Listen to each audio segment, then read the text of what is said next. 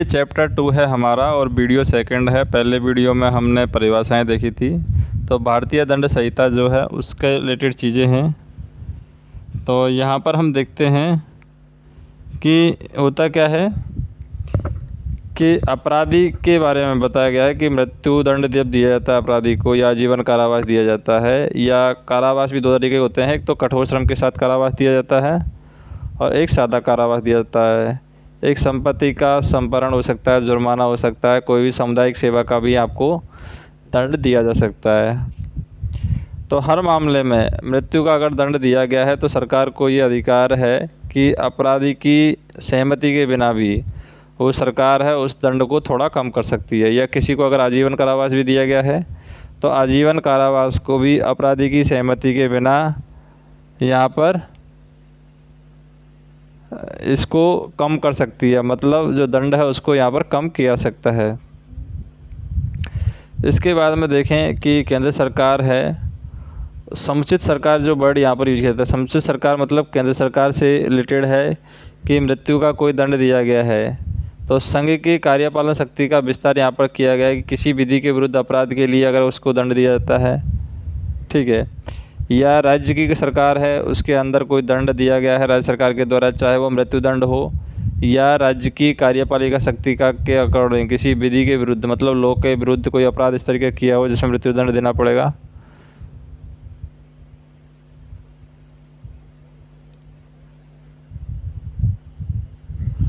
ठीक है, तो दंड की अवधियों को गणना करने में आजीवन कारावास को 20 वर्ष के कारावास के तुल्य ही गिना जाता है। अगर हम दंड की भिन्नों का अगर गणना करते हैं, अगर किसी व्यक्ति को 20 वर्ष का कारावास भी दिया जाता है तो उसको हम आजीवन कारावास ही मान लेते हैं। हर मामले में जिसमें अपराधी दोनों में से किसी भांति के कारावास में दिया गया, मतलब कारावास दिया गया उसको आजीवन कारावास दिया गया है, तो संपूर्ण कारावास अगर कठिन होगा तो ऐसा संपूर्ण कारावास है वो सादा होगा, या ऐसे कारावास को कुछ भाग कठिन हो सकता है और बाकी भाग सादा हो सकता है। मतलब 10 वर्ष है वो कठिन कारावास हो सकता है और 10 वर्ष है वो सादा कारावास हो सकता है। तो यहाँ पर यह राशि अभिव्यक्त नहीं की गई है कि जितनी जुर्माना हो सकता है, वहाँ अपराधी जिस रकम का जुर्माने को चुकाने के लिए है या अमर्यादित है, लेकिन वो अत्यधिक हो सकती है। मतलब जुर्माने की राशि है वो दंड के हिसाब से यहाँ पर डिसाइड होती है। ठीक है, तो अगर अपराध के मामले में देखें, कारावास और जुर्माना दोनों से दंडनीय अपराध की बात करें हम कि कारावास सहित या जुर्माने सहित भी किसी को दंड है वो दिया जाता है।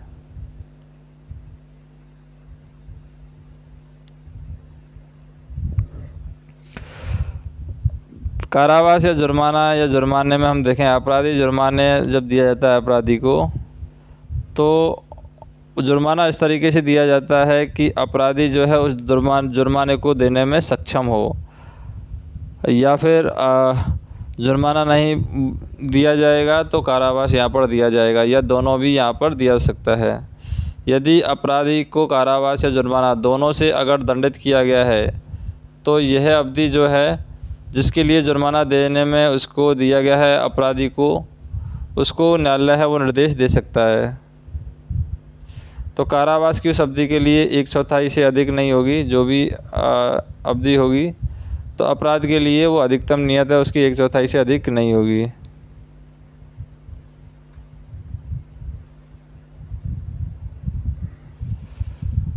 उसके बाद हम देखें, जब कारावास में न्यायालय जुर्माना देने में, जब न्यायालय है जुर्माना देता है अपराधी को तो वहाँ पर ही दंड के बारे में भी बताया जाता है। यदि अगर हम देखें अपराध केवल जुर्माना दिया गया है अपराध में, जैसे फाइनेंशियल जुर्माना दिया गया तो जुर्माना का परिणाम है 5,000 रुपये से अधिक हो सकता है या 2 मास से अधिक हो सकता है। वो डिपेंड करता है कि जुर्माना किस तरीके का दिया जा रहा है। जब जुर्माना अगर 10,000 रुपये से अधिक है तब 4 माह से अधिक की अवधि का कारावास नहीं दिया सकता। अगर जुर्माना है 5,000 रुपये से अधिक है तो 2 महीने की अवधि तक की जेल यहाँ पर दिया सकता है। ठीक है, और अगर जुर्माना है वो अगर 10,000 रुपये से अधिक नहीं है तो यहाँ पर 1 वर्ष तक मतलब 5,000 से 10,000 के बीच में है तो 1 वर्ष तक यहाँ पर जेल हो सकती है। जुर्माना देने में यहाँ पर हम देखें कि जुर्माना या तो चुका दिया जाता है या फिर उसका वापस से लिया जाता है जुर्माना। वो डिपेंड करता है सिचुएशन के हिसाब से। तो यहाँ पर 100 रुपये के लिए जुर्माना दे रखा है, जैसे कि 4 महीने का जुर्माना दिया है। 75 रुपये पे कर दिए मतलब 1 महीने का जुर्माना कम हो जाएगा। उस तरीके से यहाँ पर छोड़ा जा सकता है। ठीक है, यदि कारावास में अगर 2 महीने हुए हैं, 50,000 रुपये चुका दिए हैं तो ऐसा हो सकता है। मतलब कि एक व्यक्ति है, उसको जुर्माना दिया है 100 रुपये का और एक तरफ दिया है 4 महीने का जेल। अगर उस व्यक्ति ने 75 रुपये जुर्माना भर दिया है तो 3 महीने का जेल, 50 रुपये जुर्माना भर दिया तो 2 महीने का जेल, इस तरीके से 25 रुपये का जुर्माना भर दिया तो 1 महीने का जेल। इस तरीके से उसका जेल है वो कम होता जाएगा। जुर्माना या कोई भी जुर्माने का भाग हो सकता है, वो अगर नहीं चुकाया जाता है, यानी दंड दिया है और दंड देने के बाद हमें कोई भी न्यायालय ने आदेश दिया कि भाई इस व्यक्ति को जुर्माना देना है, और जुर्माना देने के बाद में उसको चुकाया नहीं गया है 6 महीने के बाद 6 वर्ष से अधिक के कारावास से दंड दिया जाएगा। अगर 6 वर्ष के भीतर किसी भी समय यहाँ पर जुर्माना दिया है और जुर्माने को चुकाया नहीं गया है तो यहाँ पर 6 साल की सज़ा हो सकती है। ठीक है, अपराधी की मृत्यु की किसी भी संपत्ति को उसकी मृत्यु के पश्चात उसके ऋणों के लिए वैध रूप से दायी है, मतलब उनको चुकाना होगा।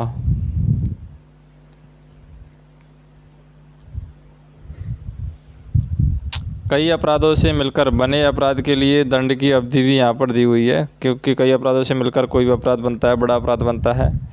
जब कोई बात जो अपराध है ऐसे भागों में जिसका कोई भाग स्वयं अपराध है उससे मिलकर के बनी है, तो वहाँ अपराधी अपने ऐसे अपराधों में से एक से अधिक के दंड से दंडित नहीं किया जाए जब तक कि ऐसा दिखाया ना गया हो। मतलब एक ही अपराध के लिए 2 बार सज़ा नहीं दी जाएगी। जहाँ कोई बात अपराधों को परिभाषित करती है, दंडित करने वाली किसी प्रवृत्ति के बारे में बताती है, परिभाषा के बारे में बताती है, तो वहाँ पर कई कार्य जिनमें स्वयं एक या अधिक या एक से अधिक अपराध गठित होते हैं, उससे अपराध अलग ही गठित हो सकता है। मतलब 2-3 अपराध मिलकर के एक बड़ा अपराध भी हो सकता है। अपराधी को यहाँ पर दंडित प्रॉपर तरीके से करना है। ऐसे अपराधों में किसी भी एक के लिए न्यायालय जो उसका विचार कर सकता है उसके लिए उसको अपराधी को यहाँ पर दंड दिया जाएगा। जैसे कि अगर इसको उदाहरण से समझें कि किस तरीके से दंड यहाँ पर दिया जाएगा। जैसे कि होता क्या है कि एक व्यक्ति है, ये नाम के एक व्यक्ति पर लाठी से प्रहार करता है और कम से कम कितने प्रहार करता है, ये लाठी से 50 प्रहार ये करता है, 50 बार लाठी से ये को पीटता है। तो यहाँ हो सकता है कि ने संपूर्ण मारपीट के द्वारा उन प्रहारों में से एक प्रहार द्वारा भी जिसमें संपूर्ण मारपीट गठित है, यह की स्वेच्छा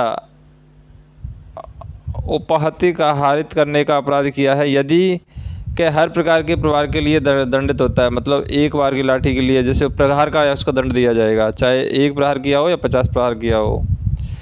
तो यहाँ पर अगर उसको हर प्रहार के लिए दंडित किया जाता है तो हर एक प्रहार के लिए 1 वर्ष के हिसाब से 50 वर्ष के लिए दंडित किया जाएगा, किंतु संपूर्ण मारपीट के लिए एक ही दंड से यहाँ पर दंडित किया जाता है। मतलब पूरी मारपीट के लिए, मारपीट वाला जो केस होता है, मारपीट वाली जो चीज़ें होती हैं उसमें एक ही तरीके का दंड दिया गया है। ऐसे नहीं है कि आपने 4 लाठी मारी है